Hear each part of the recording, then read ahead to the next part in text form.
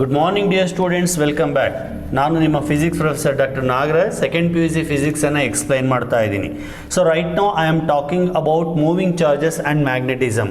ಬಹುಶಃ ಇದು ಕೊನೆ ವಿಡಿಯೋ ಅಂತ ಅಂದ್ಕೋತೀನಿ ಈ ಚಾಪ್ಟರ್ಗೆ ಸಂಬಂಧಪಟ್ಟಂಗೆ. See in the previous video we were discussing about moving coil galvanometer. So what is moving coil galvanometer? It is a device used to check the flow of current. So it will detect the flow of current in a given circuit. And it can detect the current as small as 10 power minus 9 ampere. ಅಷ್ಟು ಕಡಿಮೆ current ಇದ್ದರೂ ಕೂಡ ಅದು detect ಮಾಡುತ್ತೆ ಅಂತ ಹೇಳಿದೆ. And it works on the principle of what is called torque acting on a coil. And in moving coil galvanometer we had two parameters, namely current sensitivity and voltage sensitivity. So construction, working, definition, derivation, everything we did in the previous video. Just watch that previous video before proceeding further with this particular video. So ಇದನ್ನು ಮುಂದೆ ನೋಡೋಕ್ಕಿಂತ ಮುಂಚಿತವಾಗಿ ಒಂದ್ಸತಿ ಅದನ್ನು ನೋಡಿ continuity ತಗೊಳ್ಳಿ. So ಆ ವಿಡಿಯೋದಲ್ಲಿ ನಾನು ಹೇಳಿದ್ದೆ ಮೂವಿಂಗ್ ಕಾಯಿಲ್ ಗ್ಯಾಲನೋಮೀಟರ್ನ ಅಮ್ಮೀಟರ್ ಆಗಿ ಮತ್ತು ವೋಲ್ಟ್ ಮೀಟರ್ ಆಗಿ ಕನ್ವರ್ಟ್ ಮಾಡ್ಬೋದು ಅಂತ. ಬನ್ನಿ ಈ ವಿಡಿಯೋದಲ್ಲಿ how to convert galvanometer into ammeter, galvanometer into volt meter, and what is the difference between ammeter and volt meter ಇದನ್ನು ಡಿಸ್ಕಸ್ ಮಾಡೋಣ. ಆಯಿತಾ? ಈಗ ನಾನು ಮಾಡೋ ಪಾಠದಲ್ಲಿ ಅಂದರೆ ಈ ವಿಡಿಯೋದಲ್ಲಿ ನಾನು ಏನು ಚರ್ಚೆ ಮಾಡ್ತೀನಲ್ಲ, ಇದರಿಂದ ಮಿನಿಮಮ್ ಒಂದು 5 ಮಾರ್ಕ್ ಕ್ವಶನನ್ನು ನೀವು ಎಕ್ಸ್ಪೆಕ್ಟ್ ಮಾಡ್ಬೋದು.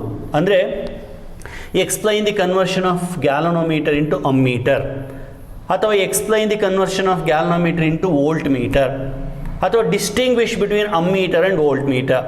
ಸೊ ಈ ಮೂರರಲ್ಲಿ ಯಾವುದಾದ್ರು ಒಂದು 5 ಮಾರ್ಕಿಗೆ ಬರುವಂಥ ಪ್ರಶ್ನೆ. ಅದು ಬಿಟ್ಟರೆ 1 ಮಾರ್ಕಿಗಂತೂ ಬೇಕಾದಷ್ಟಿದೆ. What is the resistance of ideal ammeter? What is the resistance of ideal voltmeter? How do you convert galvanometer into ammeter? How do you convert galvanometer into volt meter? What is a shunt resistance? How you connect ammeter in a circuit? How voltmeter is connected in circuit? Why voltmeter is always connected in parallel? ಈ ಥರ ಸಾಕಷ್ಟು 1 ಮಾರ್ಕಿಗೆ 2 ಮಾರ್ಕಿಗೆ ನೀವು frame ಮಾಡಬಹುದು. ನಾನು ಹೇಳೋದಿಷ್ಟೇ, ಪಾಠ ಚೆನ್ನಾಗಿ ಅರ್ಥ ಆಗಿದ್ರೆ ಅವ್ರ ಕ್ವಶನ್ ಯಾವ ಥರ ಬೇಕಾದ್ರೂ ಟ್ವಿಸ್ಟ್ ಮಾಡಿ ಕೇಳಿ, ನಿಮಗೆ ಆನ್ಸರ್ ಗೊತ್ತಿರಬೇಕಷ್ಟೇ. ಪಾಠ ಚೆನ್ನಾಗಿ ಓದಿದ್ರೆ ಆನ್ಸರ್ ಗೊತ್ತಾಗುತ್ತೆ. So let us proceed further. ಈಗ ಒಂದು ಸರ್ಕ್ಯೂಟನ್ನು ತಗೋತೀನಿ. ನಿಮ್ಗೆ ಆಗಲೇ ಗೊತ್ತಿದೆ ಸರ್ಕ್ಯೂಟ್ ಅಂದರೆ ಏನು ಅಂತ. ಅದರಲ್ಲಿ ಕೆಲವೊಂದು ಕಾಂಪೋನೆಂಟ್ಗಳಿರ್ತವೆ. ಈಗ ಸದ್ಯಕ್ಕೆ ಬರೀ ಒಂದು ರೆಸಿಸ್ಟರನ್ನು ಬರೆದಿರ್ತೀನಿ, ಆಮೇಲೆ ಒಂದು ಬ್ಯಾಟರಿ. ಆಯಿತಾ? ಈ ರೀತಿ ಇರುತ್ತೆ. ಇದು ಒಂದು ಸಿಂಪಲ್ ಸರ್ಕ್ಯೂಟ್. ಈಗ ಸ್ವಿಚ್ ಬೇಕಾದ್ರೆ ಪ್ಲಗ್ ಹಾಕಿ. ನಾರ್ಮಲ್ ನಾನು ಪ್ಲಗ್ ಕೀನ ತೋರಿಸೋದಿಲ್ಲ, ಬಟ್ ಅದು ಇರುತ್ತೆ. ಸ್ವಿಚ್ ಆನ್ ಮಾಡಿದಾಗ current will flow in the circuit. Now I want to know how much current is flowing in the circuit. I want to measure the flow of current in the circuit.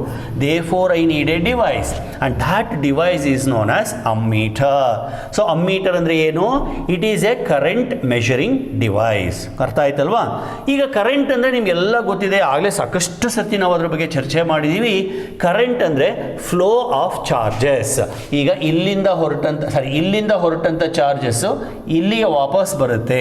So ಇಲ್ಲಿ ಎಷ್ಟು charges ಹರಿತಾ ಇದೆ ಅನ್ನೋದು ಗೊತ್ತಾಗಬೇಕು. So ಹರಿತಾ ಇದೆ ಅಂತಂದರೆ ಇಲ್ಲಿ ಯಾರೋ ಒಬ್ಬರು ನಿಂತ್ಕೊಂಡು ಆ ಚಾರ್ಜ್ಗಳನ್ನು ಕೌಂಟ್ ಮಾಡಬೇಕು. ಇದು ಹೆಂಗೆ ಅಂದರೆ, ಈ ಫಿಲ್ಮ್ ಥಿಯೇಟ್ರಲ್ಲಿ ವಾಚ್ಮನ್ ಗೇಟ್ ಕೀಪರ್ ಇದ್ದಾನೆ ಅಂತ ಇಟ್ಕೊಳ್ಳಿ, ಅಥವಾ ಯಾವುದೋ ಒಂದು ಕಾಲೇಜಿನ ಗೇಟ್ ಹತ್ರ ಒಬ್ಬ ಗೇಟ್ ಕೀಪರ್ ಇದ್ದಾನೆ, ಒಳಗಡೆ ಸ್ಟೂಡೆಂಟ್ಸ್ ಬರ್ತಾ ಇದ್ದಾರೆ. ಅವರಿಗೆ ಪ್ರಿನ್ಸಿಪಲ್ ಹೇಳಿದ್ದಾರೆ, ನೋಡಪ್ಪ ಎಷ್ಟು ಜನ ಬಂದರೂ ಒಳಗಡೆ ಕೌಂಟ್ ಮಾಡು ಅಂತ ಹೇಳಿರ್ತಾರೆ. ಸೊ ಅವನಲ್ಲಿ ನಿಂತ್ಕೊಂಡು ಒಳಗಡೆ ಬಂದಂಥ ಸ್ಟೂಡೆಂಟ್ಸನ್ನು ಅಥವಾ ವೆಹಿಕಲ್ಸನ್ನು ಕೌಂಟ್ ಮಾಡ್ತಾ ಇರ್ತಾನೆ. ಸೊ ನಿಂತ್ಕೊಂಡು ದಾರಿ ಮಾಡಿಕೊಡ್ಬೇಕು ಅವರಿಗೆ, ಹೋಗೋರಿಗೆ 1 2 3 4 ಅಂತ ಎಣಿಸ್ಬೇಕು. ಸೊ ಇಲ್ಲಿ ಯಾರನ್ನು ನೀವು ಕೌಂಟ್ ಮಾಡೋದಕ್ಕೆ ನಿಲ್ಲಿಸ್ತಿರೋ ಅವನು ಆ ಚಾರ್ಜ್ಗಳು ಹೋಗೋ ದಾರಿನಲ್ಲೇ ಇರಬೇಕು, ಬೇರೆ ಎಲ್ಲೋ ನಿಂತ್ಕೊಳ್ಳೋಂಗಿಲ್ಲ. ಆ ಮನುಷ್ಯರು ಹೋಗೋ ದಾರಿನಲ್ಲೇ ನಿಂತ್ಕೊಂಡಿರಬೇಕು, ಬೇರೆ ಎಲ್ಲೋ ಅಲ್ಲ. ಹಾಗೆ ಇಲ್ಲಿ ಚಾರ್ಜ್ಗಳನ್ನು ಮೆಷರ್ ಮಾಡೋಕ್ಕೆ ಅಂತ ನಾನು ಇಟ್ಟಿರೋ ಡಿವೈಸು ಆ ಚಾರ್ಜ್ಗಳನ್ನು ಮೆಷರ್ ಮಾಡಬೇಕಂದ್ರೆ ಇಲ್ಲೇ ನಿಂತಿರಬೇಕು. So what I mean to say, I need to connect the device, that is nothing but ammeter A ಅಂತ ಬರೀತಾರೆ, in the direction of the flow of charge. ಈ ಥರ ಕನೆಕ್ಟ್ ಮಾಡ್ತೀವಲ್ಲ, ಅಂದರೆ ಹೋಗೋ ದಾರಿನಲ್ಲೇ ಕನೆಕ್ಟ್ ಮಾಡ್ತೀವಲ್ಲ, ಆ ಥರ ಕನೆಕ್ಷನ್ ನಾವು ಏನಂತ ಕರಿತೀವಿ? ಸೀರೀಸ್ ಕನೆಕ್ಷನ್ ಅಂತ ಕರಿತೀವಿ. So come on tell me how the current meter ಅಂತ ಕೂಡ ಕರೀತಾರೆ. How the ammeter is connected in a circuit? It is always connected in series. ಇದನ್ನ why it is connected in series? Because it has to allow the charges to flow and it has to measure the charge flow. So current meter ಅಥವಾ ಅಮ್ಮೀಟರ್ನ ಕೆಲಸ ಏನು? ಅದನ್ನು ಹೆಂಗೆ connect ಮಾಡಬೇಕು? ಕೆಲಸ ಏನು? ಕರೆಂಟನ್ನು ಮೆಷರ್ ಮಾಡೋದು, ಅಂದರೆ ಚಾರ್ಜಸನ್ನು ಮೆಷರ್ ಮಾಡೋದು. ಅದನ್ನು ಹೆಂಗೆ ಕನೆಕ್ಟ್ ಮಾಡಬೇಕು? ನಾವು ಹೋಗೋ ದಾರಿನಲ್ಲೇ ಕನೆಕ್ಟ್ ಮಾಡಬೇಕು, ಅಂದರೆ ಸೀರೀಸಲ್ಲಿ ಕನೆಕ್ಟ್ ಮಾಡಬೇಕು. ನೋಡಿ, ನಾನು ಅಮ್ಮೀಟರ್ಗೆ ಏನು ಎಕ್ಸ್ಪ್ಲೈನ್ ಮಾಡ್ತೀನೋ ಅದರ ಉಲ್ಟಾ ತೊಗೊಂಡ್ಬಿಟ್ರೆ, ಆಪೋಸಿಟ್ ತೊಗೊಂಡ್ಬಿಟ್ರೆ ವೋಲ್ಟ್ ಮೀಟರ್ಗೆ ಆಗಿಬಿಡುತ್ತೆ. ವೋಲ್ಟ್ ಮೀಟರ್ಗೆ ಜಾಸ್ತಿ ಎಕ್ಸ್ಪ್ಲನೇಷನ್ ಕೊಡೋ ನೆಸೆಸಿಟಿ ಇಲ್ಲ. ಓಕೆ, ಬರ್ತೀನಿ ಮತ್ತೆ ಅಲ್ಲಿಗೆ. ಓಕೆ, ಇಲ್ಲಿ ಅಮ್ಮೀಟರನ್ನು ಸೀರೀಸಲ್ಲಿ ಕನೆಕ್ಟ್ ಮಾಡಿದ್ದೀನಿ. ಈಗ ಅಮ್ಮೀಟರ್ಗೆ ರೆಸಿಸ್ಟೆನ್ಸ್ ಇರಬೇಕಾ ಬೇಡವಾ? ಇದ್ರೆ ಎಷ್ಟಿರಬೇಕು, ಅಥವಾ ಇಲ್ಲದೆ ಹೋದರೆ ಯಾಕೆ ಇರಬಾರ್ದು? Let us try to understand. ಈಗ ಮತ್ತೆ ಗೇಟ್ ಕೀಪರ್ ಎಕ್ಸಾಂಪಲ್ಗೆ ಬರ್ತೀನಿ. ಅವನು ಹುಡುಗರನ್ನ ಒಳಗಡೆ ಬಿಡ್ತಾ ಇದ್ದಾನೆ. ಅವನ ಕೆಲಸ ಏನು? ಹುಡುಗರನ್ನ ಕೌಂಟ್ ಮಾಡಬೇಕಷ್ಟೇ. 1 2 3 4 ಅಂತ ಕೌಂಟ್ ಮಾಡಿ ಪ್ರಿನ್ಸಿಪಲ್ಗೆ ಹೋಗಿ ಕೌಂಟನ್ನು ಕೊಡಬೇಕು ಅವನು. ಅದು ಬಿಟ್ಬಿಟ್ಟು ಹೋಗೋ ಸ್ಟೂಡೆಂಟ್ಸ್ಗೆ ಅಡ್ಡ ಕೊಡೋದು, ಕಾಲಿಗೆ ಅಡ್ಡ ಇಡೋದು, ಅಥವಾ ತಡೆದು ಈ ಕಡೆ ನಿಲ್ಲಿಸೋದು, ಅಥವಾ ಆ ಕಡೆ ಓಡಿಸೋದು, ಹಿಂಗೆಲ್ಲ ಮಾಡಿದಾಗ ಏನಾಗುತ್ತೆ? ಕೌಂಟು ಹೆಚ್ಚು ಕಡಿಮೆ ಆಗುತ್ತೆ. ಅಂದರೆ ಅವನು ಹೋಗೋ ಹುಡುಗರಿಗೆ ಅಪೋಸ್ ಮಾಡ್ತಾ ಇದ್ದಾನೆ. ಅವನು ಅಪೋಸ್ ಮಾಡೋಂಗಿಲ್ಲ, ಮಾಡಬಾರ್ದು. ಯಾಕೆಂದರೆ ಪ್ರಿನ್ಸಿಪಲ್ಗೆ ತಪ್ಪು ಲೆಕ್ಕ ಹೋಗುತ್ತೆ. ಪ್ರಿನ್ಸಿಪಲ್ಗೆ ಗೊತ್ತು ಇವತ್ತು 700 ಜನ ನಮ್ಮ ಕಾಲೇಜಿಗೆ ಬರ್ತಾ ಇದ್ದಾರೆ ಅಂತ. ಅವ್ರಿಗೊಂದು ಐಡಿಯಾ ಇರುತ್ತೆ, ಯಾಕಂದರೆ ಅಡ್ಮಿಷನ್ ರಿಜಿಸ್ಟರ್ ಎಲ್ಲ ನೋಡಿರ್ತಾರೆ. 700ರಲ್ಲಿ 1 2 ಮಿಸ್ ಆಗಿರ್ಬೋದು, ಯಾಕಂದರೆ ಇವತ್ತು ಯಾರಿಗೂ ಹುಷಾರಿಲ್ಲ. ಆದರೆ almost 700 student they should enter into the college campus. ಇವನಿಲ್ಲಿ ನಿಂತ್ಕೊಂಡ್ಬಿಟ್ಟು ವಾಚ್ಮೆನು 4 ಜನ ಈ ಕಡೆ ಕಳಿಸೋದು, ಒಂದು ಸ್ವಲ್ಪ ಹೊತ್ತು ಆದ್ಮೇಲೆ ಇನ್ನೊಬ್ಬನ ಆ ಕಡೆ ಕಳಿಸೋದು, ಹಿಂಗೆ. ಅದೇ if is opposing the flow, then count will be totally different. Instead of 700 ಈ will read it as 500 or 600. ಆ ಥರ ಅವ್ನು ಯಾಕಂಗೆ ಮಾಡ್ದೇನೆ ಅದು ಬೇರೆ ಪ್ರಶ್ನೆ. ಆ್ಯಕ್ಚುಲಿ ಈಗ ಹಂಗೆ ಮಾಡಬಾರ್ದು ಅವನು. ಆ ಥರ ಮಾಡ್ದ ಅಂತಂದರೆ ಕೌಂಟ್ ಮಿಸ್ ಆಗುತ್ತೆ, ಅಂದರೆ ತಪ್ಪು ಕೌಂಟ್ ಬರುತ್ತೆ. ಇಲ್ಲಿ ಅವನು ಏನು ಮಾಡ್ದ? ಹೋಗ್ತಾ ಇದ್ದಂಥ ವಿದ್ಯಾರ್ಥಿಗಳನ್ನ ತಡೆದು ಅಡ್ಡ ಹಾಕಿ ವಾಪಸ್ ಕಳಿಸ್ದ. ಅಂದರೆ he opposed the flow of students. ಅದೇ ಥರ ಒಂದು ವೇಳೆ ಅಮ್ಮೀಟರ್ ಅಪೋಸ್ ಮಾಡಿದರೆ, ಹೋಗೋ ಚಾರ್ಜಸ್ಗೆ ಅದು ಅಪೋಸ್ ಮಾಡಿದರೆ, ಅಂದರೆ if it is offering some resistance.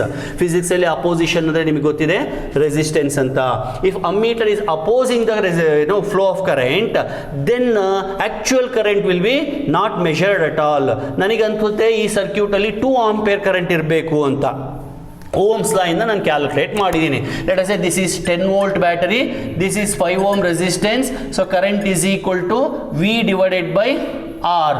ಆಯ್ತಾ? V ಬಂದ್ಬಿಟ್ಟು 10 volt, R divided by R ಅಂದರೆ 5, that is equal to 2 ampere ಅಂತ ನನಗೆ ಗೊತ್ತು. ಒಂದು ವೇಳೆ ಅಮ್ಮೀಟರ್ ಏನಾದರೂ ಅಪೋಸ್ ಮಾಡಿದರೆ ಅವಾಗ 2 ಆಂಪಿಯರ್ ಕರೆಂಟ್ ಬರಲ್ಲ, 1.5 1.7 1.8 ಅಂದರೆ ರಾಂಗ್ ರೀಡಿಂಗ್ಸ್ ಬರ್ತಾ ಹೋಗುತ್ತೆ. ಯಾಕೆ? Because resistance offered some ammeter offered some resistance. So it should not. ಅಂದರೆ ಅಮ್ಮೀಟರ್ ರೆಸಿಸ್ಟೆನ್ಸ್ ಅನ್ನು ಕೊಡಬಾರ್ದು, ಹೋಗೋ ಚಾರ್ಜಸ್ಗೆ ಅಡ್ಡಗಾಲು ಹಾಕಬಾರ್ದು. ಹಾಕಿದ್ರೆ ಏನಾಗುತ್ತೆ? ಕರೆಂಟ್ ತಪ್ಪು ಬರುತ್ತೆ. ಹಾಗಾಗಿ resistance of the ammeter must be as low as possible. ಎಷ್ಟು ಕಡಿಮೆ ಇರೋಕ್ಕೆ ಸಾಧ್ಯನೋ ಅಷ್ಟು ಕಡಿಮೆ ಇದ್ದರೆ ಒಳ್ಳೆಯದು. ಸಾಧ್ಯವಾದರೆ 0 ರೆಸಿಸ್ಟೆನ್ಸ್ ಇದ್ದರೆ ತುಂಬಾ ಒಳ್ಳೆಯದು. ಆದರೆ 0 ರೆಸಿಸ್ಟೆನ್ಸ್ ಇರೋಕ್ಕೆ ಸಾಧ್ಯ ಇಲ್ಲ. ಒಂದು ವೇಳೆ 0 ರೆಸಿಸ್ಟೆನ್ಸ್ ಇತ್ತು ಅಂದರೆ ಅದನ್ನು ಪರ್ಫೆಕ್ಟ್ ಅಮ್ಮೀಟರ್ ಅಂತೀವಿ, ಐಡಿಯಲ್ ಅಮ್ಮೀಟರ್ ಅಂತ ಕರಿತೀವಿ. ಕೇಳಿಸ್ಕೋತಾ ಇದ್ದೀರಾ? ಸೊ ನೋಡಿ, ಇನ್ನೊಂದು ಪಾಯಿಂಟ್ ಏನು? Ammeter should not offer resistance.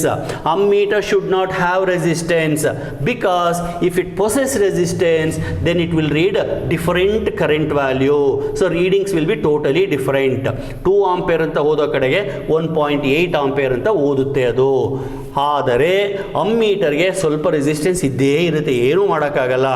ಎಷ್ಟು ಸಾಧ್ಯನೋ ಅಷ್ಟು ಕಡಿಮೆ ಇದ್ದರೆ ಒಳ್ಳೆಯದಷ್ಟೇ. If possible you better have 0 resistance. 0 resistance ಇತ್ತು ಅಂತಂದರೆ ಅದನ್ನು ಐಡಿಯಲ್ ಅಮ್ಮೀಟರ್ ಅಂತ ಕರಿತೀವಿ. ಸೊ ಕೇಳ್ಬೋದು, what is the resistance of an ideal ammeter? 0. Why resistance of ammeter should be very low? Answer: because it should not oppose the flow of charge. Suppose if it opposes the flow of charge, then current value in the circuit changes. It should not happen. So ಒಂದು ವೇಳೆ ಅದಕ್ಕೆ ಏನಾದ್ರು resistance ಜಾಸ್ತಿ ಇದ್ದರೆ current ಹೆಚ್ಚು ಕಡಿಮೆ ಆಗುತ್ತೆ. ಅದು ಆಗಬಾರ್ದು ಅಂದರೆ ಅಮ್ಮೀಟರ್ನ ರೆಸಿಸ್ಟೆನ್ಸ್ ಕಡಿಮೆ ಇರಬೇಕು. ಸೊ ಇಷ್ಟು ಅಮ್ಮೀಟರ್ನ ಸಮ್ಮರಿ. ಈಗ ಒಂದು ಲೈನಲ್ಲಿ ಒಂದು ಸೆಕೆಂಡ್ ಒಂದು ನಿಮಿಷದಲ್ಲಿ ಹೇಳ್ಬಿಡ್ತೀನಿ. Ammeter is a current measuring device. It is connected always in series in the circuit. Its resistance must be very low. By chance, if it possesses some considerable amount of resistance, then the current reading in the circuit will change. If possible, it is better to have zero resistance for ammeter. Such ammeter is called ideal ammeter. ಇದಕ್ಕೆ opposite ಅನ್ನು ನಾವು ಹೇಳ್ತಾ ಹೋದರೆ volt meter ಆಗುತ್ತೆ. ಈಗ ನೋಡಿ, ಇದೇ ಸರ್ಕ್ಯೂಟ್ಗೆ ಬರ್ತೀನಿ. ನಾನು ಇಲ್ಲಿ ಕರೆಂಟನ್ನು ಮೆಷರ್ ಮಾಡಿದೆ. ನನಗೆ ಇಲ್ಲಿಂದ ಇಲ್ಲಿಗೆ ಚಾರ್ಜ್ಗಳನ್ನು ಕಳಿಸ್ಲಿಕ್ಕೆ ಎಷ್ಟು ಕೆಲಸ ಮಾಡಬೇಕು ಅನ್ನೋದು ಬೇಕು. How much work I have to do?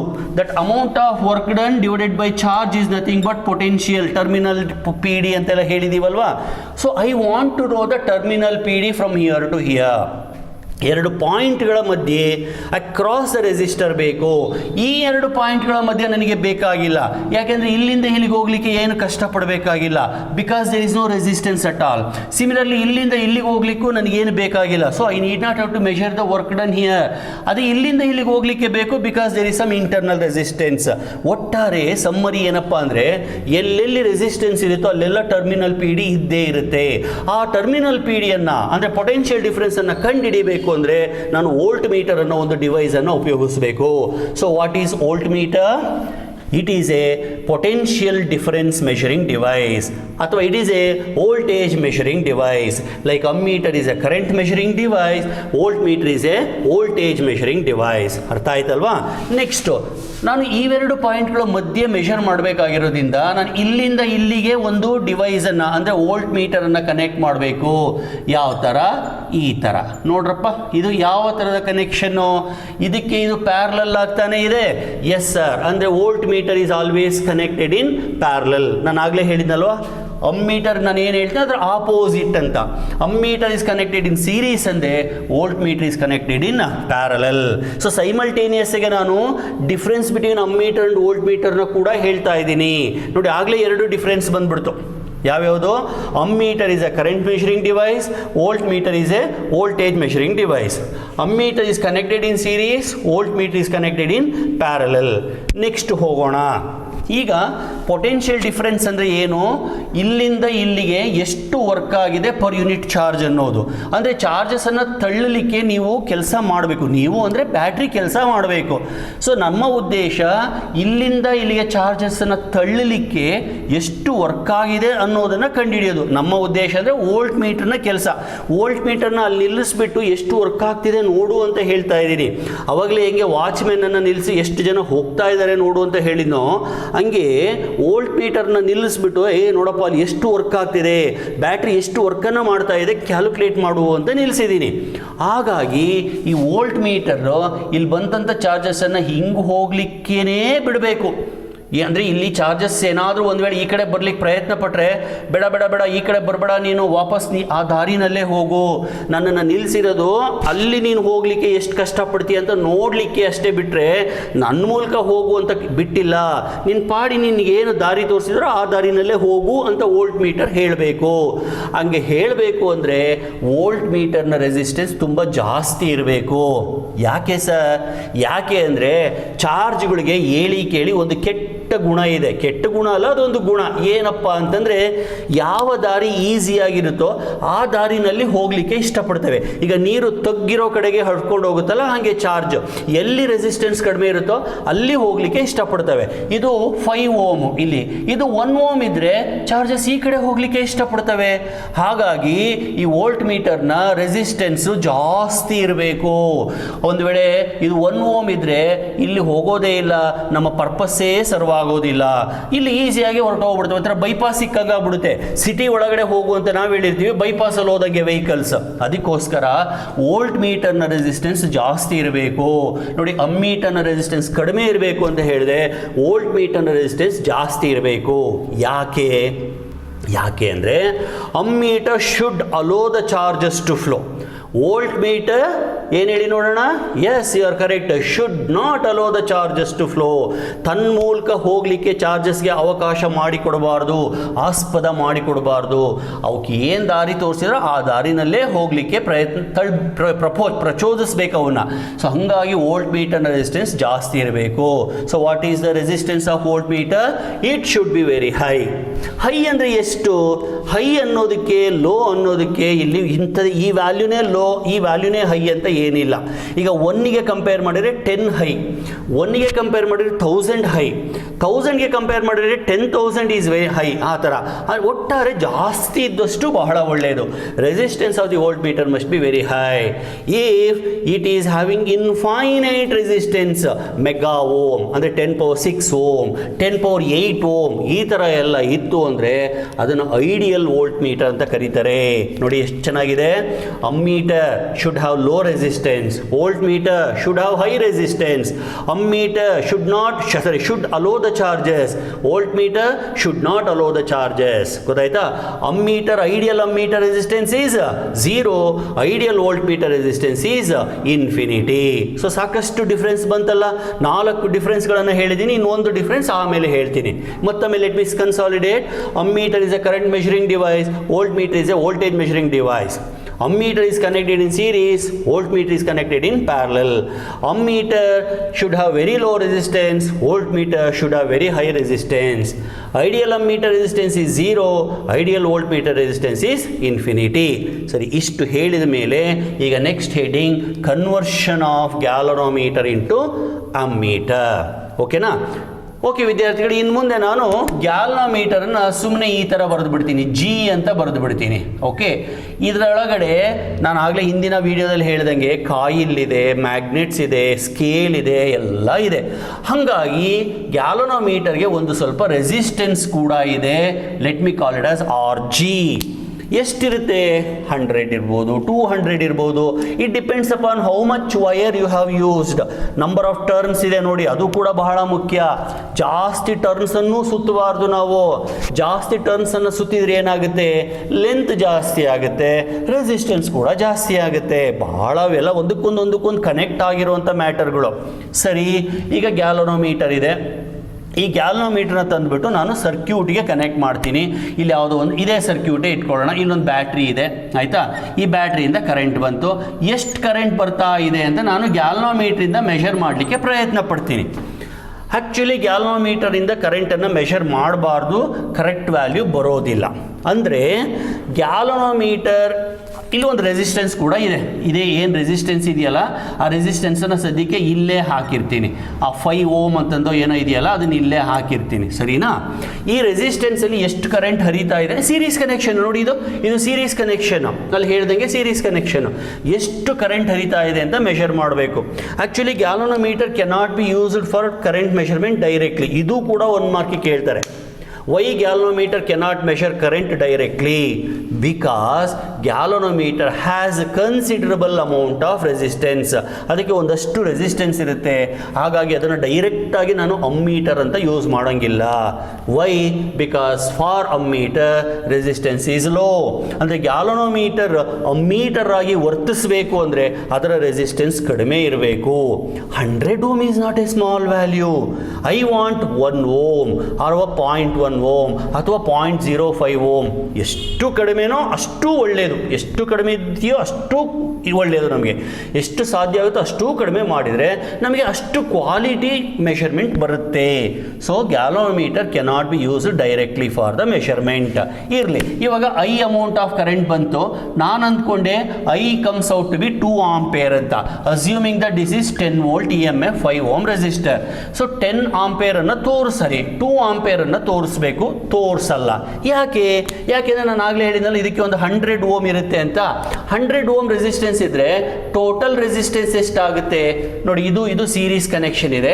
5 + 100 that is 105 ಆಯಿತು.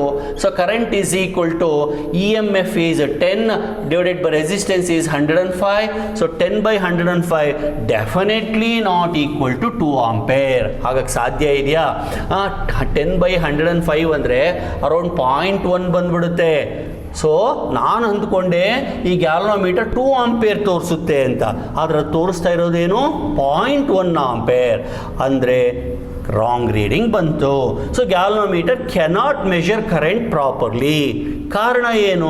Because of it's resistance. ಮತ್ತು ಏನು ಮಾಡಬೇಕು? ಬಹಳ ಸುಲಭ.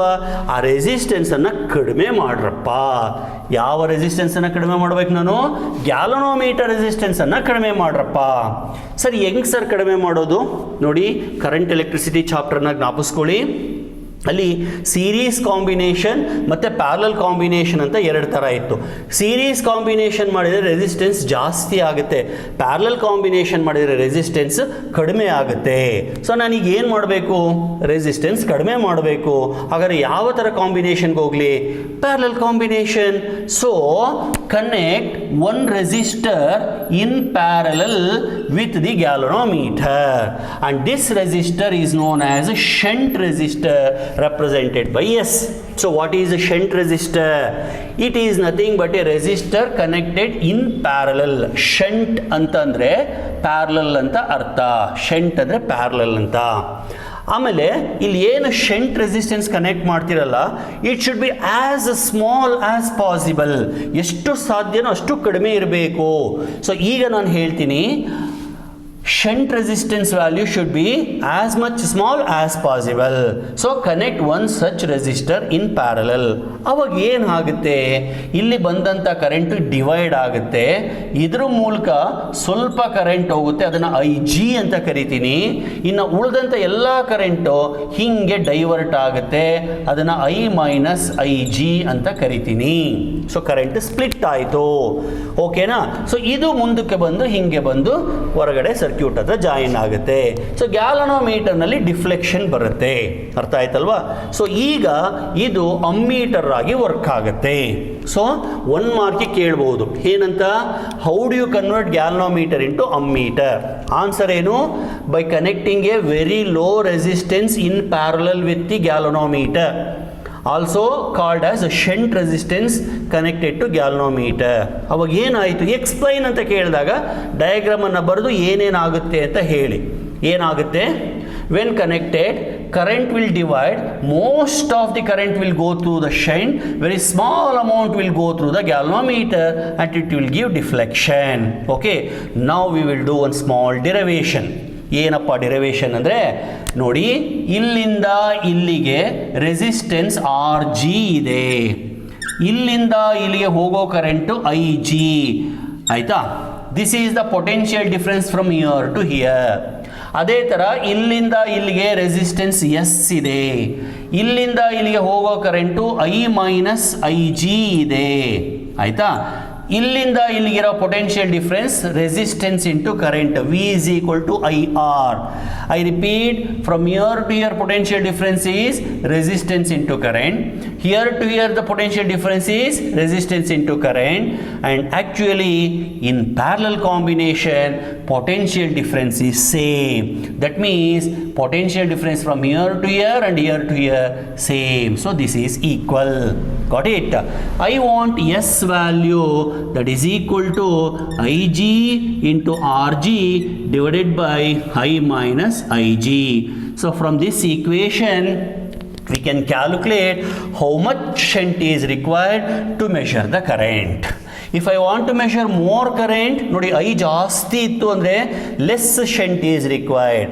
If I want less current, more shunt is required. So from this formula, calculate the resistance value, and if you know how much current you are measuring, ಈಗ ಯಾವುದೋ ಒಂದು ಸರ್ಕ್ಯೂಟಲ್ಲಿ up to 2 ampere, 2 ಆಂಪೇರ್ವರೆಗೂ ಕರೆಂಟ್ ಮೆಷರ್ ಮಾಡಬೇಕು. ಹಾಗಾದರೆ 2 ಆಂಪೇರ್ಗೆ ಎಷ್ಟು shunt ಬೇಕೋ ಅಷ್ಟನ್ನು ಕನೆಕ್ಟ್ ಮಾಡಿ ಈ ಇನ್ಸ್ಟ್ರೂಮೆಂಟ್ ಅವಾಗ ಆಟೋಮೆಟಿಕ್ ಆಗಿ ಅಮ್ಮೀಟರ್ ಆಗಿ ಕನ್ವರ್ಟ್ ಆಗುತ್ತೆ. ಸೊ ಇಲ್ಲಿ ಅದು ರೀಡಿಂಗ್ಸ್ ಅನ್ನು ತೋರಿಸ್ತಾ ಹೋಗುತ್ತೆ. But of course we have to do small corrections to the scale calibration ಅಂತ ಬರುತ್ತೆ, ಅದನ್ನು ಮಾಡಿಬಿಟ್ರೆ galvanometer will act like a ammeter. ವಿದ್ಯಾರ್ಥಿಗಳೇ ಅರ್ಥ ಆಯ್ತಾ? ಸೊ ಅಮ್ಮೀಟರ್ ಆಗಿ ವರ್ಕ್ ಮಾಡಬೇಕು ಅಂತಂದರೆ ಮೊದಲನೇದಾಗಿ ಗ್ಯಾಲನೋಮೀಟರ್ಗೆ ಇರಬೇಕಾದಂಥ ಅರ್ಹತೆ ಏನು ಕಂಡೀಷನ್ನು, ಅದರ ರೆಸಿಸ್ಟೆನ್ಸ್ ಕಡಿಮೆ ಇರಬೇಕು. ಎಷ್ಟು ಕಡಿಮೆ ಇರಬೇಕು ಗೊತ್ತಿಲ್ಲ, it depends on how much you are measuring, as much small as possible. So connect a low resistor in parallel, call it as a shunt resistance, and we can prove that shunt is equal to IgG by I minus IG. ಅರ್ಥ ಆಯ್ತಾ ಮಕ್ಕಳೇ? So this is the shunt resistance formula. ಈಗ ಇದೇ galvanometer ಇನ್ನೆರಡು ಪಾಯಿಂಟನ್ನು ಹೇಳಿ ಮುಂದೆ ಹೋಗ್ತೀನಿ. So ಇದು ಗ್ಯಾಲನೋಮೀಟರು, ಇದನ್ನು ಸೇರ್ಕೊಂಡ್ಬಿಟ್ಟು ಅಮ್ಮೀಟರ್ ಆಗಿದೆ. ಇದೊಂದನ್ನೇ ತಗೊಂಡ್ರೆ ಗ್ಯಾಲನೋಮೀಟರ್, ಇದಿಷ್ಟೋ ಪೋರ್ಷನನ್ನು ತಗೊಂಡ್ರೆ ಅದು ಅಮ್ಮೀಟರ್. ಇಷ್ಟೋ ಪೋರ್ಷನ್ನಿನ ಅಮ್ಮೀಟರಿನ ರೆಸಿಸ್ಟೆನ್ಸನ್ನು ನಾನು RA ಅಂತ ಬರಿತೀನಿ. ಇವೆಲ್ಲ CETಗೆ ಬರುವಂಥ ಪಾಯಿಂಟ್ಸ್ಗಳು. What is the resistance of ammeter? It is nothing but parallel combination of these two. Parallel combination formula ಜ್ಞಾಪಿಸ್ಕೊಳ್ಳಿ, R1 R2 that is Rg into S, R1 R2 divided by R1 plus R2 that is Rg plus S. So ಇದನ್ನು ನೆನಪಿಟ್ಕೋಬೇಕು. This is the ammeter resistance. ಎರಡನೇ point, ಈಗ ನಾನು maximum 2 ampere measure ಮಾಡಬೇಕು. So ಇಷ್ಟು resistance connect ಮಾಡಬೇಕು. ಒಂದು ವೇಳೆ ನಾನು 4 ಆಂಪೇರ್ವರೆಗೂ ಮೆಷರ್ ಮಾಡಬೇಕಪ್ಪ ಅಂದರೆ ರೇಂಜನ್ನು ಡಬ್ಬಲ್ ಮಾಡಿದೆ, ಅವಾಗ ಎಷ್ಟು ರೆಸಿಸ್ಟೆನ್ಸ್ ಮಾಡಬೇಕು? ಅಥವಾ 4 ಆಂಪೇರ್ ಬೇಡ 8 ಆಂಪೇರ್ ಮಾಡಿದೆ, ಎಷ್ಟು ಟೈಮ್ಸ್ ಜಾಸ್ತಿ ಮಾಡಿದ್ರಿ? 4 ಟೈಮ್ಸ್ ಜಾಸ್ತಿ ಮಾಡಿದ್ರಿ, 6 ಟೈಮ್ಸ್ ಜಾಸ್ತಿ ಮಾಡಿದ್ರಿ, 10 ಟೈಮ್ಸ್ ಜಾಸ್ತಿ ಮಾಡಿದ್ರಿ, n ನಂಬರ್ ಆಫ್ ಟೈಮ್ಸ್ ಜಾಸ್ತಿ ಮಾಡಿದ್ರಿ. If you want to increase the range of the ammeter by m, what should be the resistance value? S ಅನ್ನೋದು ಎಷ್ಟಿರಬೇಕು ಅಂತ ಕೇಳ್ತಾರೆ. ಸೊ ನೆನ್ಪಿಟ್ಕೊಳ್ಳಿ, S is equal to R G divided by M minus 1. ಇದು C E ಟಿಗೆ ಬರ್ತಕ್ಕಂಥ question, ಇದು C E ಟಿಗೆ ಹೆಲ್ಪ್ ಆಗುವಂಥ ಈಕ್ವೇಷನ್. ಸೊ ರೇಂಜನ್ನು ಚೇಂಜ್ ಮಾಡಬೇಕಾ? Use this formula where M is known as multiplication factor and we can show that M is equal to I divided by I G. M is 2 ಅಂದರೆ 2 times ಜಾಸ್ತಿ ಆಯಿತು ಅಂತ, M is 4 ಅಂದರೆ 4 times ಜಾಸ್ತಿ ಆಯಿತು ಅಂತ, ಆ ಥರ ಹೋಗುತ್ತೆ. ಮತ್ತು ಇನ್ನೊಂದು ಪಾಯಿಂಟು ನೋಡಿ, 4 ampere, 4 milli ampere, 4 micro ampere ಎಲ್ಲ ಒಂದೇ ಅಲ್ಲ. 4 ಆಂಪೇರ್ ಅಂದರೆ ಜಾಸ್ತಿ ಕರೆಂಟ್, 4 ಮಿಲಿ ಆಂಪೇರ್ ಅಂದರೆ ಸ್ವಲ್ಪ ಕರೆಂಟ್, 4 ಮೈಕ್ರೋ ಆಂಪೇರ್ ಅಂದರೆ ತುಂಬಾ ಕಡಿಮೆ ಕರೆಂಟ್. 4 ಆಂಪೇರನ್ನು ಮೆಷರ್ ಮಾಡಲಿಕ್ಕೆ ನೀನು ಡಿಸೈಡ್ ಮಾಡಿದರೆ ಅದನ್ನು ಅಮ್ಮೀಟರ್ ಅಂತೀವಿ. 4 ಮಿಲಿ ಆಂಪೇರ್ಗೆ ಮಾಡಿದರೆ ಅದನ್ನು ಮಿಲಿ ಅಮ್ಮೀಟರ್ ಅಂತೀವಿ. 4 ಮೈಕ್ರೋ ಆಂಪೇರ್ಗೆ ಡಿಸೈನ್ ಮಾಡಿದರೆ ಮೈಕ್ರೋ ಅಮ್ಮೀಟರ್ ಅಂತೀವಿ. ಅರ್ಥ ಆಯ್ತಾ? ಸೊ ಇದು ಮಿಲಿ ಅಮ್ಮೀಟರ್ ಇರ್ಬೋದು, ಮೈಕ್ರೋ ಅಮ್ಮೀಟರ್ ಇರ್ಬೋದು, ಅಥವಾ ಬರೀ ಅಮ್ಮೀಟರ್ ಇರ್ಬೋದು. ಅದರ ರೆಸಿಸ್ಟೆನ್ಸನ್ನು ಈ ಫಾರ್ಮುಲಾದಿಂದನೇ ಕಂಡುಹಿಡಿಯೋದು ನಾವು. ಓನ್ಲಿ ಥಿಂಗ್, ಬರೀಬೇಕಾದ್ರೆ ನಾವೇನು ಮಾಡ್ತೀವಿ, ರೆಸಿಸ್ಟೆನ್ಸ್ ಆಫ್ ದಿ ಅಮ್ಮೀಟರ್ನ ಆರ್ ಎ ಅಂತ ಬರಿತೀವಿ, ಮಿಲಿ ಅಮ್ಮೀಟರ್ನ ಆರ್ ಎಮ್ ಎ ಅಂತ ಬರಿತೀವಿ, ಮೈಕ್ರೋ ಅಮ್ಮೀಟರ್ನ ಆರ್ ಮ್ಯೂ ಎ ಅಂತ ಬರಿತೀವಿ. ಇದು ಕೂಡ ಸಿ ಇ ಟಿಗೆ ಬರ್ತಕ್ಕಂಥ ಪ್ರಶ್ನೆಯೇ. ಹಾಗಾದರೆ ಯಾವ ಅಮ್ಮೀಟರ್ನ ರೆಸಿಸ್ಟೆನ್ಸ್ ಜಾಸ್ತಿ, ಯಾವ ಅಮ್ಮೀಟರ್ನ ರೆಸಿಸ್ಟೆನ್ಸ್ ಕಡಿಮೆ? ಓಕೆ, ಅಂದರೆ what is the relation between these? Remember, ammeter ಅಂದರೆ ಜಾಸ್ತಿ ಕರೆಂಟ್, ಕಡಿಮೆ ರೆಸಿಸ್ಟೆನ್ಸ್. ಹಾಗಾಗಿ R A should be very small. So R A is less than R milli ampere, R milli ammeter is less than R micro ammeter. ಕಡಿಮೆ current ಅಂದರೆ ಜಾಸ್ತಿ resistance, ಜಾಸ್ತಿ resistance ಅಂದರೆ ಕಡಿಮೆ ಕರೆಂಟ್. ಅರ್ಥ ಆಯ್ತಲ್ವಾ? So this is about conversion of galvanometer into ammeter. ಇಷ್ಟು ಗೊತ್ತಾದ ಮೇಲೆ ಈಗ ನಾವು ವೋಲ್ಟ್ ಮೀಟರ್ ಕನ್ವರ್ಷನ್ನ ಭಾಳ ಈಸಿಯಾಗಿ ಅರ್ಥ ಮಾಡ್ಕೋಬೋದು. Now I will proceed with conversion of galvanometer into volt meter. As I told just in the beginning of this video, voltmeter is a potential difference measuring device and it should have very high resistance, very high. 100 200 ಎಲ್ಲ ಸಾಕಾಗಲ್ಲ. ಇವಾಗ ಇದೇ ಸರ್ಕ್ಯೂಟನ್ನು ತಗೋತೀನಿ, ಇದೇ ಸರ್ಕ್ಯೂಟನ್ನು ತಗೊಳ್ಳೋಣ. Battery ಇದೆ, resistor ಇದೆ 5 ohm. ಇಲ್ಲಿ ನಾನೇನಾದರೂ ಒಂದು ವೇಳೆ ಗ್ಯಾಲನೋಮೀಟರನ್ನು ತಂದು ಕನೆಕ್ಟ್ ಮಾಡಿದೆ ಅಂತ ಇಟ್ಕೊಳ್ಳಿ, ಅವಾಗ ಚಾರ್ಜಸ್ ಎಲ್ಲ ಇಲ್ಲಿ ಹೊರಟೋಗ್ಬಿಡ್ತವೆ, ಕಡಿಮೆ ದಾರಿ ಹುಡ್ಕೊಂಡ್ಬಿಡ್ತವೆ. ಆಯಿತಾ? ಹಾಗಾಗಿ ಈ ಸರ್ಕ್ಯೂಟಲ್ಲಿ ಗ್ಯಾಲನೋಮೀಟರ್ನ ಡೈರೆಕ್ಟಾಗಿ ನಾನು ಉಪಯೋಗಿಸಂಗಿಲ್ಲ. ಸೊ ಇದನ್ನು ಕೇಳ್ಬೋದು, why galvanometer cannot be used as voltmeter directly? Answer, because its resistance is not very high. ಇರಬಹುದು 100 200 ಇರಬಹುದು, ಆದರೆ ನನಗೆ ಬೇಕಾಗಿರೋ 1000 ಗಟ್ಟಲೆ ಬೇಕು, ಅದು 1000 10,000 ಹಂಗೆಲ್ಲ ಇರಬೇಕು. So therefore I need to increase the galvanometer resistance. So ಈ ಪೋರ್ಷನನ್ನು ನಾನು ಇವಾಗ ಬರಿತೀನಿ. ಯಾವ ಥರ ನೋಡಿ, ಈ ಗ್ಯಾಲನೋಮೀಟರ್ ಜೊತೆಗೆ ಒಂದು ರೆಸಿಸ್ಟರನ್ನು ಕನೆಕ್ಟ್ ಮಾಡಿಬಿಟ್ರೆ ಆವಾಗ ಅದು ವೋಲ್ಟ್ ಮೀಟರ್ ಆಗುತ್ತೆ. ಸೊ ಸರ್ಕ್ಯೂಟನ್ನು ಸ್ವಲ್ಪ ದೊಡ್ಡದಾಗಿ ಬರ್ಕೋತೀನಿ. ಸೊ ಈಗ ಅದನ್ನು ತಂದು ಇಲ್ಲಿ ಕನೆಕ್ಟ್ ಮಾಡ್ಬೋದು. Then it will act like this, whole thing will act like voltmeter. So this part I will write once again. Galvanometer connected with a very high resistance. Very high ರೆಸಿಸ್ಟೆನ್ಸನ್ನು ನಾನು R ಅಂತ ಬರಿತೀನಿ, ಇದರ ರೆಸಿಸ್ಟೆನ್ಸನ್ನು ನಾನು R G ಅಂತ ಬರಿತೀನಿ. ನೋಡ್ರಪ್ಪ, ಅವಾಗ ಇಷ್ಟು ಪೋರ್ಷನ್ನು ಸೇರಿಕೊಂಡು ಅದು ವೋಲ್ಟ್ ಮೀಟರ್ ಆಗಿಬಿಡುತ್ತೆ. ಸೊ 1 ಮಾರ್ಕಿಗೆ ಕೇಳ್ತಾರೆ, how do you convert galvanometer into volt meter? ನಿಮ್ಮ answer by connecting a very high resistance in series. ಗೊತ್ತಾಯ್ತಲ್ವಾ? ಎಕ್ಸ್ಪ್ಲೈನ್ ಅಂತ ಕೇಳಿದಾಗ ಒಂದು 2-3 ಹೆಜ್ಜೆ ಮುಂದಕ್ಕೆ ಹೋಗಿ. ಯಾವ ಥರ ನೋಡಿ, ನಾನು ಅವಾಗಲೇ ಹೇಳಿದ್ದೀನಿ, ಇಲ್ಲಿ ಹೋಗೋ ಕರೆಂಟ್ ಐ ಜಿ ಅಂತ. ಸೊ ಗ್ಯಾಲ್ನೋಮೀಟರ್ನಲ್ಲಿ ಪಾಸ್ ಆಗೋ ಕರೆಂಟ್ ಯಾವಾಗಲೂ ಐ ಜಿನೇ ಇರುತ್ತೆ. I G current into series combination ಅಲ್ವಾ ಇದು? ಸೀರೀಸ್ ಕಾಂಬಿನೇಷನ್ ಅಂದರೆ R1 ಪ್ಲಸ್ R2 ಅಲ್ವಾ? That is R G plus R, that is equal to terminal P D, potential difference from here to here. Potential difference ಇಲ್ಲಿಂದ ಇಲ್ಲಿಗೆ measure ಮಾಡ್ದಂಗೆ ಆಯಿತು. So potential difference is given by this formula. So rewrite this, Rg plus R is equal to V by Ig. I want R value, that is V by Ig minus Rg. So from this equation we can calculate how much resistance is required to measure the voltage. Okay, so ಇಲ್ಲಿ ಹೆಂಗೆ S is equal to I G R G by I minus I G ಬಂತು, ಹಾಗೆ resistance to be connected in series is given by this formula. So ಗ್ಯಾಲ್ನೋಮೀಟರನ್ನು voltmeter ಆಗಿ convert ಮಾಡೋದು ಹೇಗೆ? By connecting a very high resistance in series. ಯಾಕೆ very high resistance? Because galvanometer resistance has to be enhanced, ಜಾಸ್ತಿ ಮಾಡಬೇಕಾಗಿದೆ. ಇಲ್ಲ ಅಂದರೆ ಅದು ವೋಲ್ಟ್ ಮೀಟರ್ ಆಗಿ ವರ್ಕ್ ಆಗ್ಲಿಕ್ಕೆ ಸಾಧ್ಯನೇ ಇಲ್ಲ. ವೋಲ್ಟ್ ಮೀಟರ್ ಆಗಬೇಕು ಅಂದರೆ ಇರ್ತಕ್ಕಂಥ ಏಕೈಕ ಅರ್ಹತೆ ಅದರ ರೆಸಿಸ್ಟೆನ್ಸ್ ಜಾಸ್ತಿ ಇರಬೇಕು. Most important requirement is it should have very high resistance. How do you achieve it? By increasing by connecting the high resistance in series, that is given by this formula. ಓಕೆನಾ? ಇವಾಗ ಬರೀ ವೋಲ್ಟೇಜನ್ನು measure ಮಾಡಿದ್ರೆ ಅದನ್ನ volt meter ಅಂತೀವಿ. Milli volt ಅಂತ ಯಾವಾಗ ಕರಿತೀವಿ? If it measures milli voltage. Similarly micro volt. Accordingly, resistance of the voltmeter also will change. So resistance of the voltmeter, resistance of the millivoltmeter, resistance of the microvoltmeter. ಇಲ್ಲಿ ಬರ್ದಂಗೆನೆ relation ಅನ್ನು ಬರೀರಿ ಅಂತ ಕೇಳ್ತಾರೆ, ಅಥವಾ relation ಏನು ಅಂತ ಕೇಳ್ತಾರೆ, ಅಥವಾ CET ನಲ್ಲಿ ರಿಲೇಷನ್ ಕೊಟ್ಟು ಐಡೆಂಟಿಫೈ ಅಂತ ಹೇಳ್ತಾರೆ. ಸೊ ಏನಿರಬೇಕು?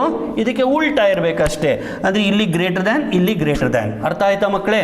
ಆಮೇಲೆ ರೇಂಜ್ ಕೂಡ, ಈಗ ರೇಂಜನ್ನು ಜಾಸ್ತಿ ಮಾಡಲಿಕ್ಕೆ ಡಿವೈಡೆಡ್ ಬೈ ಮಾಡಿದ್ದೀನಿ. ಇಲ್ಲಿ ರೇಂಜನ್ನು ಜಾಸ್ತಿ ಮಾಡಬೇಕು ಅಂದರೆ m-1 into R G. So ನಾನು ಆಗಲೇ ಏನು ಹೇಳಿದೆ ಬಿಗಿನಿಂಗಲ್ಲಿ, ವೋಲ್ಟ್ ಮೀಟರ್ ಅಮ್ಮೀಟರ್ಗೆ ಏನು ಹೇಳ್ತೀನೋ ಅದರ ಆಪೋಸಿಟ್ ವೋಲ್ಟ್ ಮೀಟರ್ಗೆ ಆಗುತ್ತೆ ಅಂತ. ಸೊ ನೋಡಿ ಇಲ್ಲಿ ಇದೆ. ಸೊ ಗ್ಯಾಲ್ನೋಮೀಟರನ್ನು ಅಮ್ಮೀಟರ್ ಆಗಿ ಕನ್ವರ್ಟ್ ಮಾಡೋದು ಹೇಗೆ, ಗ್ಯಾಲ್ನೋಮೀಟರ್ನ ವೋಲ್ಟ್ ಮೀಟರ್ ಆಗಿ ಕನ್ವರ್ಟ್ ಮಾಡೋದು ಹೇಗೆ ಡೀಟೇಲ್ ಆಗಿ ಎಕ್ಸ್ಪ್ಲೈನ್ ಮಾಡಿದ್ದೀನಿ. ಸೊ ಇದಷ್ಟೇ ಅಲ್ಲ, ಡಿಫ್ರೆನ್ಸಸ್ಸನ್ನು ಕೂಡ ಹೇಳಿದ್ದೀನಿ. ಈಗ ನೀವು ವಿಡಿಯೋನ ಪಾಸ್ ಮಾಡಿ ಲಿಸ್ಟ್ ಮಾಡ್ತಾ ಹೋಗಿ ಡಿಫ್ರೆನ್ಸಸ್ ಏನೇನು ಬರುತ್ತೆ ಅಂತ.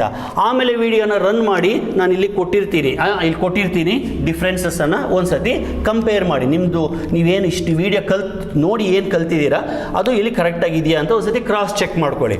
ಆಮೇಲೆ ವಿದ್ಯಾರ್ಥಿಗಳೇ, ಈ ಪ್ರೋಸೆಸ್ಸಲ್ಲಿ ನಾವೇನಿಲ್ಲಿ ಶಂಟ್ ರೆಸಿಸ್ಟೆನ್ಸನ್ನು ಕನೆಕ್ಟ್ ಮಾಡ್ತೀವಿ ಅಥವಾ ಸೀರೀಸ್ ರೆಸಿಸ್ಟೆನ್ಸನ್ನು ಕನೆಕ್ಟ್ ಮಾಡ್ತೀವಿ, ಈ ರೆಸಿಸ್ಟೆನ್ಸ್ ವ್ಯಾಲ್ಯೂಗಳು ಕಾನ್ಸ್ಟೆಂಟ್ ಆಗಿರಬೇಕು. ಎಷ್ಟು ವರ್ಷ ನೀನು ಗ್ಯಾಲ್ನೋಮೀಟರನ್ನು ಯೂಸ್ ಮಾಡಿದರೂ ಕೂಡ, ಎಷ್ಟು ವರ್ಷ ಅಮ್ಮೀಟರ್ನ ಯೂಸ್ ಮಾಡಿದರೂ ಕೂಡ ಅದು ಬದಲಾಗಬಾರ್ದು. So the resistance value should not vary with time. ಅದು ಒಂದು ಪಾಯಿಂಟ್. ಎರಡನೇದು, ನೀನು ಯೂಸ್ ಮಾಡಬೇಕಾದ್ರೆ ಅದರ ಟೆಂಪರೇಚರ್ ವೇರಿ ಆಗಬಾರ್ದು, ತುಂಬ ಬಿಸಿ ಆಗಬಾರ್ದು. ಅದರ temperature coefficient should be very very very small. ಹಂಗಿದ್ರೆ ಮಾತ್ರ ಗ್ಯಾಲ್ನೋಮೀಟರ್ ಆಗಲಿ, ಅಮ್ಮೀಟರ್ ಆಗಲಿ, ವೋಲ್ಟ್ ಮೀಟರ್ ಆಗಲಿ ಬಾಳಿಕೆ ಬರ್ತವೆ, ಇಲ್ಲ ಅಂತಂದರೆ ಬರೋದಿಲ್ಲ. ಸೊ ಇವೆಲ್ಲ CET ನಲ್ಲಿ ಬರ್ತಕ್ಕಂಥ ಪಾಯಿಂಟ್ಗಳು. CET ಹೇಳ್ತಾರೆ temperature coefficient of shunt resistance, ಅಥವಾ which of the following is one of the requirement for shunt resistance ಕೊಟ್ಟಿರ್ತಾರೆ. It should have very high resistivity, or it should have very low temperature coefficient, high temperature coefficient, ಈ ಥರ ಎಲ್ಲ ಕೊಟ್ಟಿರ್ತಾರೆ. So ನಿಮಗೆ answer ಗೊತ್ತು, it should have very low temperature coefficient. So that's all about this particular topic. I hope I covered almost all the concepts of this coming in this chapter. So ಎಲ್ಲರೂ detail ಆಗಿ ಬಿಡಿಸಿ ನಾನು explain ಮಾಡಿದ್ದೀನಿ. ಒಂದು particular point ನಾನು ಈ ಚಾಪ್ಟ್ರಲ್ಲಿ ಹೇಳಿಲ್ಲ, ಅದನ್ನು ನೆಕ್ಸ್ಟ್ ಚಾಪ್ಟ್ರಲ್ಲಿ ಹೇಳ್ತೀನಿ. ಏನಪ್ಪ ಅಂದರೆ ಮ್ಯಾಗ್ನೆಟಿಕ್ ಫೀಲ್ಡಿನ ಯೂನಿಟ್ ಟೆಸ್ಲಾನ ಡಿಫೈನ್ ಮಾಡಿ ಸಮ್ ಎಕ್ಸಾಂಪಲ್ಸನ್ನು ಕೊಡ್ತೀನಿ. ಮನುಷ್ಯನ ಬಾಡಿನಲ್ಲಿ ಮ್ಯಾಗ್ನೆಟಿಕ್ ಫೀಲ್ಡ್ ಇದೆ, ನಮ್ಮ ಬ್ರೈನಲ್ಲಿ ಮ್ಯಾಗ್ನೆಟಿಕ್ ಫೀಲ್ಡ್ ಇದೆ, ಹಾರ್ಟಲ್ಲಿ ಮ್ಯಾಗ್ನೆಟಿಕ್ ಫೀಲ್ಡ್ ಇದೆ. ಅದೆಲ್ಲ ವ್ಯಾಲ್ಯೂಸ್ ಎಷ್ಟು, ಏನಕ್ಕೆ ಬರುತ್ತೆ, ಈ ಥರದ್ದೆಲ್ಲ ನಾನು ಮುಂದಿನ ಚಾಪ್ಟ್ರಲ್ಲಿ ಹೇಳ್ತಾ ಹೋಗ್ತೀನಿ. ಆಮೇಲೆ ಮ್ಯಾಗ್ನೆಟ್ಸನ್ನು ಕಂಡುಹಿಡಿದಿದ್ದು ಯಾರು, ಅದರಿಂದ ಒಂದು ಇಂಟ್ರೆಸ್ಟಿಂಗ್ ಸ್ಟೋರಿ ಇದೆ. ಹಿಂದಿನ ಕಾಲದಲ್ಲಿ ಮ್ಯಾಗ್ನೆಟ್ಸನ್ನು ಉಪಯೋಗಿಸ್ಕೊಂಡು ಯುದ್ಧಗಳನ್ನೇ ಮಾಡಿದ್ದಾರೆ, ರಾಜ್ಯಗಳನ್ನು ಗೆದ್ದಿದ್ದಾರೆ, ರಾಜ್ಯಗಳನ್ನು ಸೋತಿದ್ದಾರೆ, ಇದನ್ನೆಲ್ಲ. ಆಮೇಲೆ ನೇವಿಗೇಟರ್ಸ್, ನಾವು ನಾವಿಕರು ಅಂತ ಕರಿತೀವಲ್ಲ, ಕೊಲಂಬಸ್ ಇರ್ಬೋದು, ವಾಸ್ಕೋಡಗಾಮ ಇರ್ಬೋದು, ರಾಬರ್ಟ್ ಹುಕ್ ಇರ್ಬೋದು, ಇವರೆಲ್ಲ ಬೇರೆ ಬೇರೆ ಸಮುದ್ರದಲ್ಲಿ ಯಾನ ಅಂತ ಹೋಗಿ ಎಕ್ಸ್ಪ್ಲೋರ್ ಮಾಡಿರೋದು ಯಾವ ಥರ ಎಲ್ಲ ದೇ ಯೂಸಿಂಗ್ ದಿಸ್ ಮೆರಿನಾರ್ ಕಾಂಪಾಸ್, ಮ್ಯಾಗ್ನೆಟ್ಸನ್ನು ಉಪಯೋಗಿಸ್ಕೊಂಡೇನೆ ಹೊಸ ಹೊಸ ಭಾಗಗಳನ್ನು, ಪ್ರಪಂಚದ ಬೇರೆ ಬೇರೆ ಭಾಗಗಳನ್ನು ಕಂಡುಹಿಡಿದಿದ್ದು ಅದ್ಭುತವಾದ ಕಥೆಗಳಿದ್ದಾವೆ. ಅವನ್ನೆಲ್ಲ ನಾನು ಹೇಳ್ತಾ ಹೋಗ್ತೀನಿ. ಫಿಸಿಕ್ಸನ್ನು ಕಲಿಸ್ತಾನೆ ನಿಮಗೆ ಹಿಸ್ಟ್ರಿನ ಕೂಡ ನಾನು ಹೇಳಿ ನಿಮಗೆ ಇಂಟ್ರೆಸ್ಟನ್ನು ಬರಲಿಕ್ಕೆ ಪ್ರಯತ್ನ ಮಾಡ್ತೀನಿ. ದಯವಿಟ್ಟು ನನ್ನ ಜೊತೆ ನೀವಿರಿ. ನನ್ನ ವೀಡಿಯೋಸನ್ನು ಲೈಕ್ ಮಾಡಿ, ಶೇರ್ ಮಾಡಿ, ಕಾಮೆಂಟ್ಸ್ ಮಾಡಿ. Thank you very much.